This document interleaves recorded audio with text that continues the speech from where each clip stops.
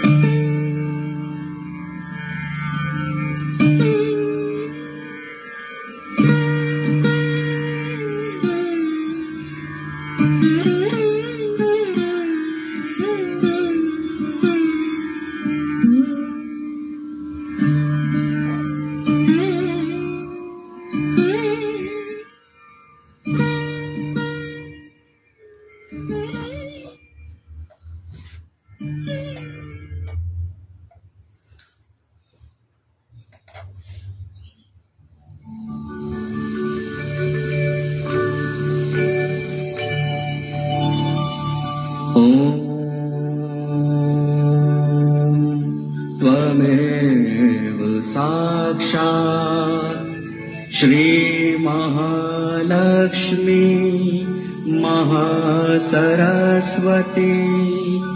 महाकाली त्रिगुणात्मिका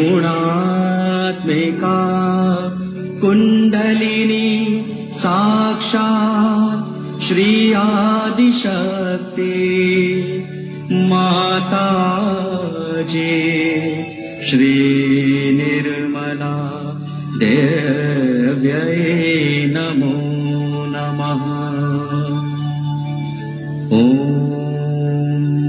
त्वमेव साक्षात् श्रीकल्की साक्षात् श्री आदिशक्ति माताजी श्री निर्मला देव्यै नमो नमः। ॐ त्वमेव साक्षात् श्रीकल्की साक्षात् श्री सहस्रार स्वामिनी मोक्ष प्रदायिनी माताजी श्री निर्मला देव्यै नमो नमः।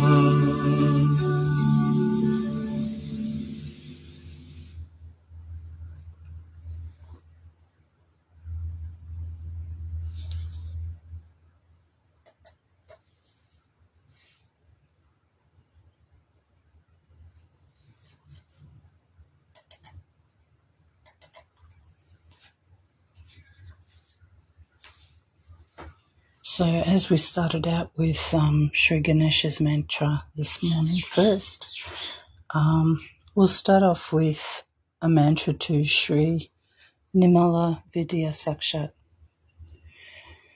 Om Tvameva Sakshat Shri Nimala Vidya Sakshat Shri Adi Shakti Mataji Shri Nimala Devi Namo Namaha. And one mantra to Shri Brahmadeva Sakshat, Brahmadeva Saraswati Sakshat.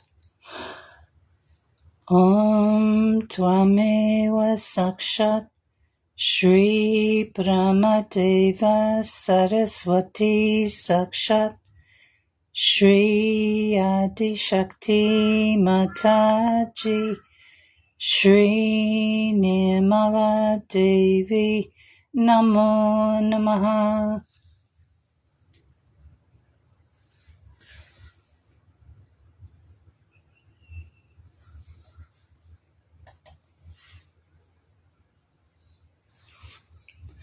So this is Shri Saraswati Vandana. In the English translation, she who is as fair as fragrant white kunda flowers, the moon, the misty spray of the waterfall and the white garland, she who is covered with white garments, she whose hands are decorated with the Venus' slender neck, she who resides in a white lotus, she whom Shri Brahma, Shri Vishnu, Shri Shiva and all the deities constantly praise and worship. O you who are that goddess Saraswati Bhagavati, please protect us and bless us and destroy all our ignorance. Jai Shri Mataji.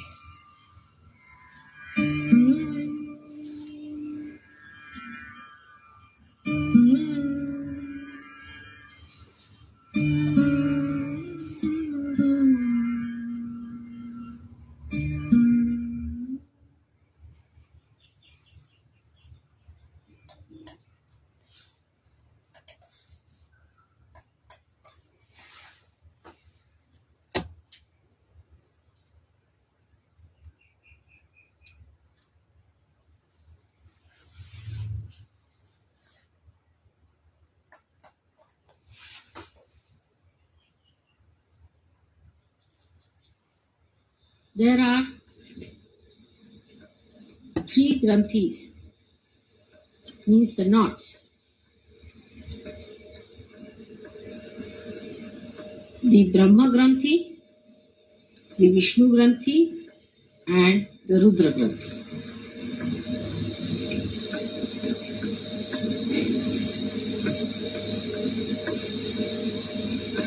With Agni means fire. When the Brahma Granthi meets, between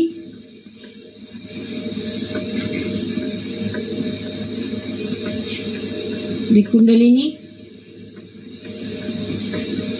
Muladhara, Chakra and the Swadhisthana, means Muladhara Chakra, Muladhara and Swadhisthana Chakra. Then Agni Brahma Granthi is established. Vishnu Granthi, when mixes up with the Surya, that is between the Nabhi and the Hridaya Chakra, Surya Vishnu Granthi is established.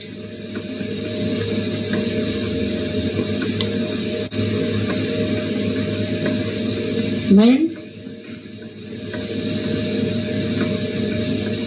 Vishuddhi and Agya auras meet, then Chandra Rudra Granthi is established.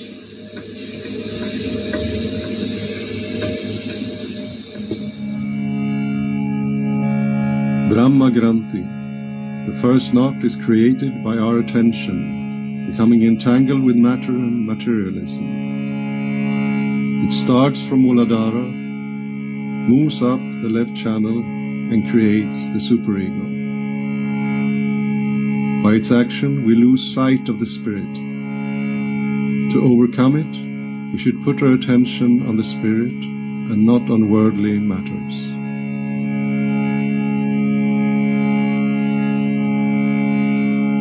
Om Tvameva Sakshat Shri Brahma Granti Vibedini Sakshat Shri Adi Shakti Mataji Shri Nirmala Devyai Namo Namaha.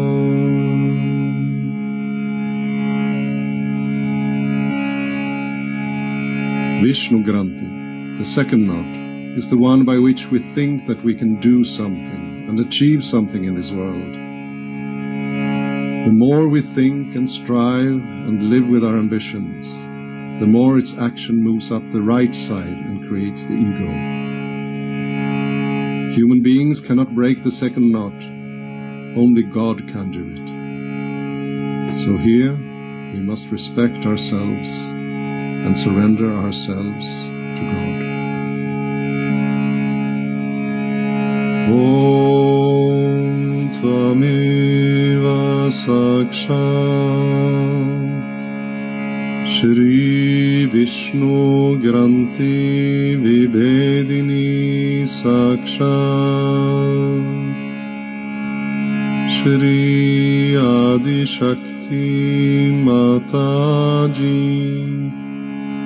Shri Nirmala Devyai Namo Namaha. Rudra Granti, the third and last knot, occurs on the central channel due to the artificiality in seeking. We have to be truthful and honest in our seeking, absolutely on the truth. We are seeking the Spirit, to become one with the Spirit, and all our attention should go on the Spirit and should not be frittered away on nonsensical things.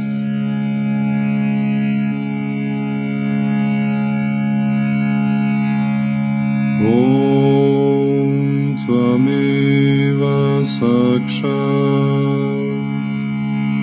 Shri Rudra Granti Vibedini Sakshat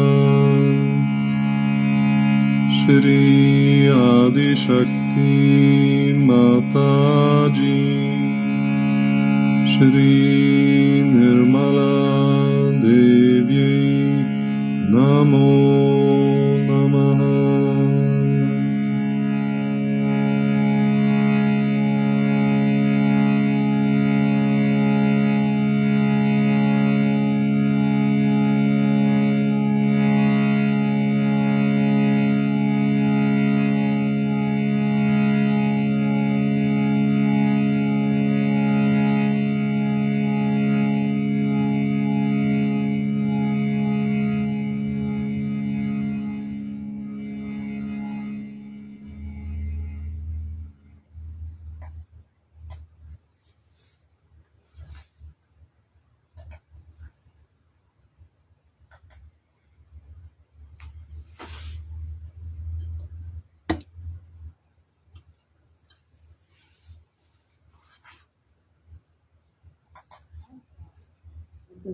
Overfed.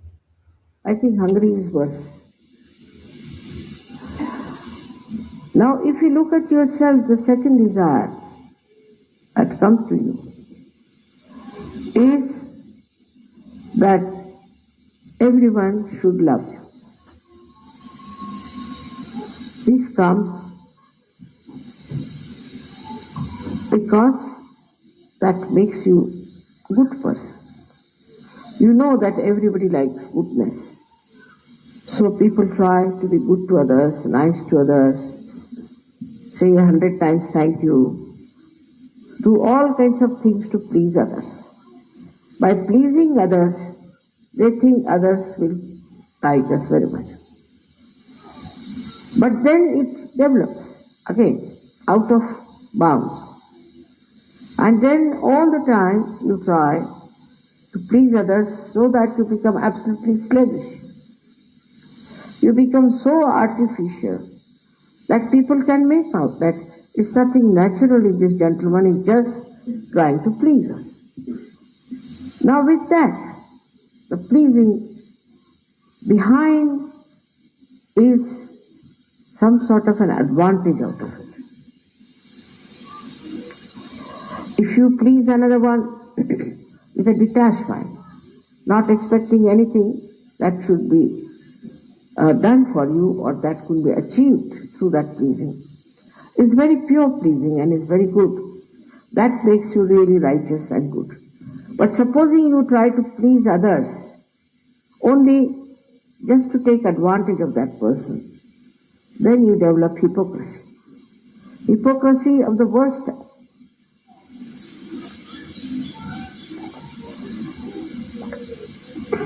And you get lost. People mock at you, laugh at you. They are never pleased. They know that you are a hypocrite and you are doing it for some sort of an advantage or an exploitation. You are not doing it because you want to be good, really, to be nice. A person who is good automatically pleases others. But he doesn't try to please. His nature is such, his temperament is such, that he just pleases people. This, when taken over again by Mr. Ego, then really you can't beat it. Then they become diplomats, it could be politicians, all these doomed classes they become. And they cannot get out of it. They get so much used to it that they cannot get out of it. Now what does the Devi do? She brings the truth before them. She shows that what you have been doing for a particular exploitation doesn't work out. Up to a point it does. She exposes them. The exposure starts. And with that exposure, they are surprised. How am I exposed? How am I caught? How people know? This is the job of the power of Mahakali. She exposes all that is wrong, all that is falsehood, that is untruth, she exposes. Then the third desire people have is to possess material things, from which materialism has come. But there is no end to it. End can never come because they have no satisfaction in getting one thing. Supposing today I want to have this carpet, alright, I'll get this one, then I want to have another one, I want to have another one. Then I want to have a car, and then I want to have a helicopter, then an aeroplane, I don't know what I want to have then. So it goes on and on and on and on, until you reach a time where people start thinking, what's the matter with you? And you cannot enjoy anything that you get. This is also a human failing, and this human failing creates economics. You know that. Economics is created because wants in general are not satiable. They are not satiable. So what happens? We go on from jumping from one to another, to another, to another and another. So then you become slaves of entrepreneurs. So much so that you lose your individuality completely. For example, an entrepreneur produces a funny kind of a dress one year. So everybody wants to wear the same. Without thinking if it is necessary or not. Then he brings in another form. Next year, everything is given up by the another. Third year, another one. So, pile of all these clothes are there. And nicely the manufacturer has become a great man of designs. He's very good designs, how to befool human beings. He's become a rich man and you have become poor with all these kind of clothes, which has no meaning for you anymore. About the same thing, about everything, something is fashionable. That means you have no individuality. We talk of individuality, but we want to do things which everybody is doing. I mean, you know that all kinds of absurd things people have done in the name of fashion. And especially people who are not traditionally bound, who have had no traditions like Americans, I would say. They go on changing after every 6 months. Every year you go, you find a new type of people there, new type of clothes. It's very surprising how they change so fast without even thinking whether this will suit me or not. Somebody says wear tight clothes, they'll go with tight clothes. Then they develop varicose veins, so they wear with the holes. Then they develop some other problem, then they wear another kind. Nobody wants to think, why should I change my dress? Like say in India, we wear saris. Finished. Nothing there. No problem with the tailor, nothing doing, whatever sari we like, we'll buy. And a sari came called as mini sari in India, which was up to here, maybe, I don't know, not 6 inches, but at least up to the knee. It came for about, I think, 8-7 days in Bombay and went back. People said, get lost, we don't want it. So this headache of all the time getting into a fashion like hers without any sense in the head has to be understood properly. Why people do it? Because they have no brains, they are brainless people. They are not intelligent to see that we are befooled every year. But for Sahaja, the Mahakali power works. And she teaches them, all right, this dress suits you, have this and is the best for you. Once for all, your lifelong problem is solved. With this kind of blouse, I started wearing from the very beginning, perhaps.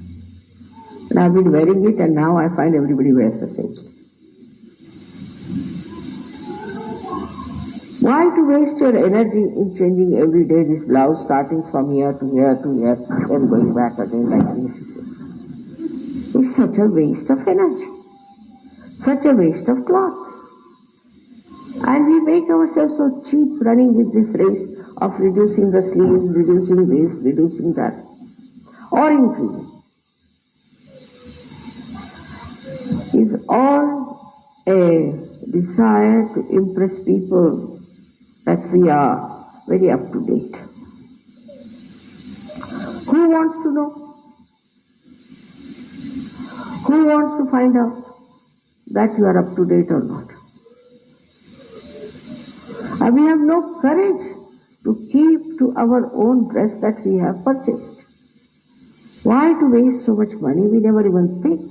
Go on changing, for nothing at all.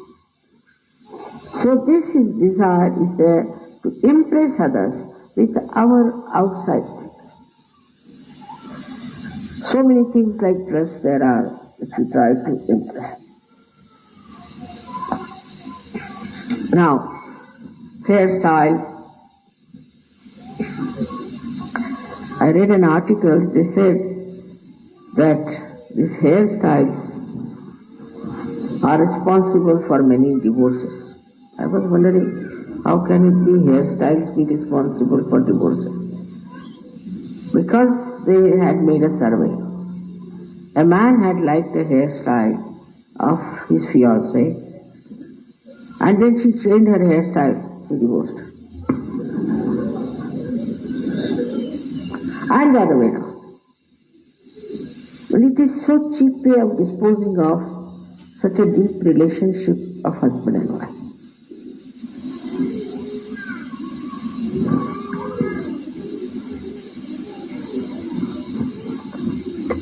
Now certain facts start. I also saw one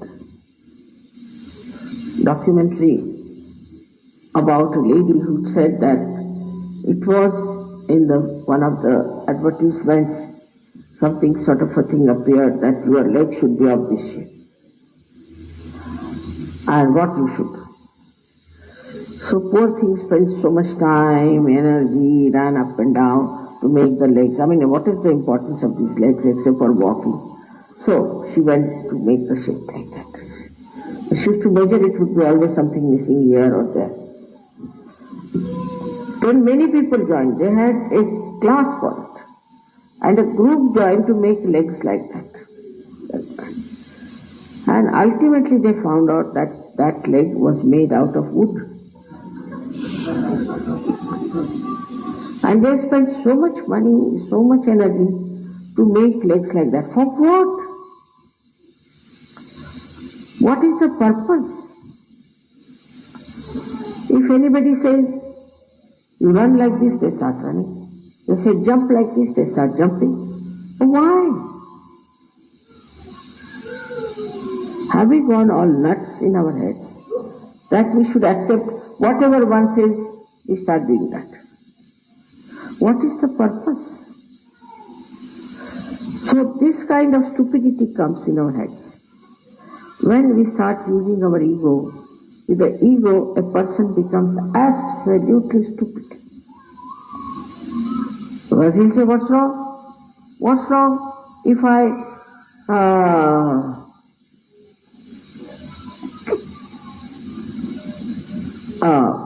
have just a little hair here?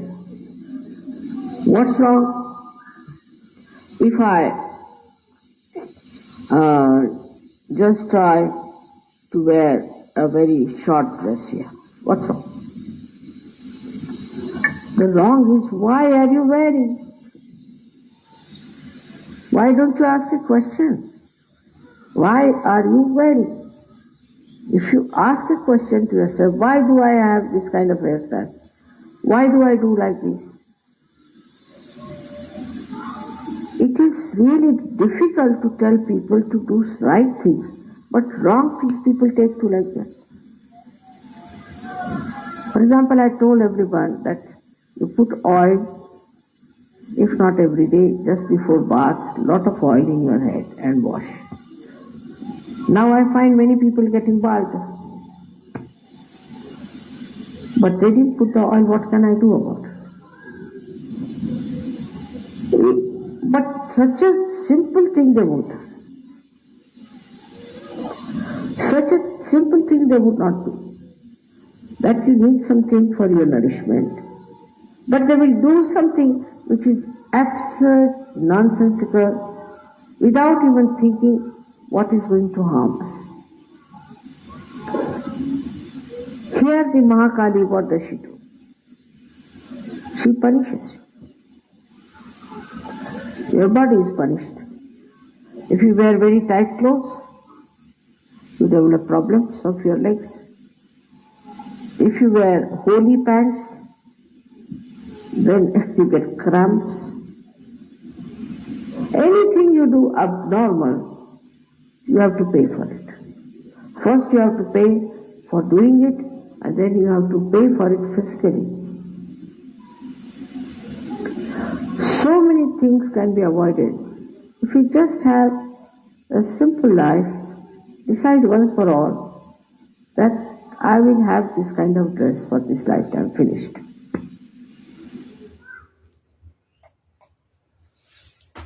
I'll leave that there for this morning and go into a silent meditation.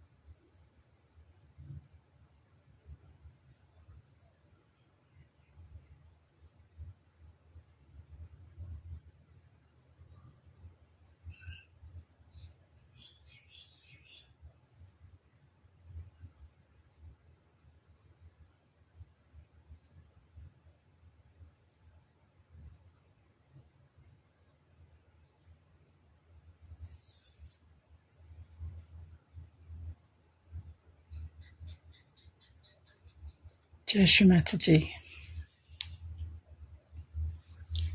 Let's say the last verse of the three great mantras. Om Tvameva Sakshat Shri Kalki Sakshat Shri Sahasrara Swamini Moksha Pradayini Mataji Shri Nirmala Devi Namo Namaha.